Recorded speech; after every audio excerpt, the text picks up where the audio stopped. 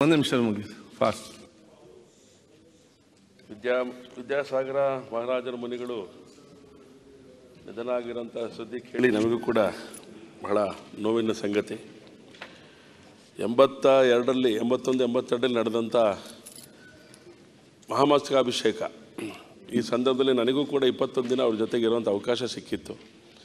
ಅವರ ಆಶೀರ್ವಾದದಿಂದ ಇಡೀ ಸಮಾಜದ ಚಟುವಟಿಕೆಗೆ ಶಕ್ತಿ ಕೊಡುವಂಥ ಕೆಲಸವನ್ನು ಅವ್ರು ಮಾಡಿದ್ದಾರೆ.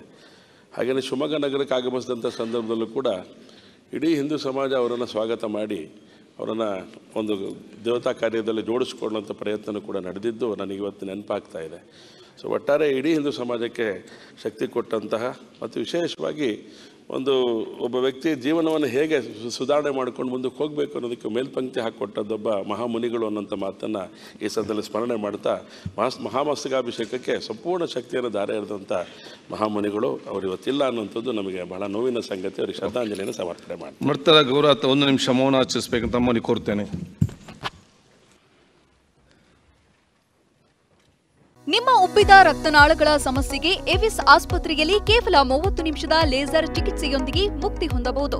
ಹೆಚ್ಚಿನ ವಿವರಗಳಿಗಾಗಿ ಸಂಪರ್ಕಿಸಿ 8088837300.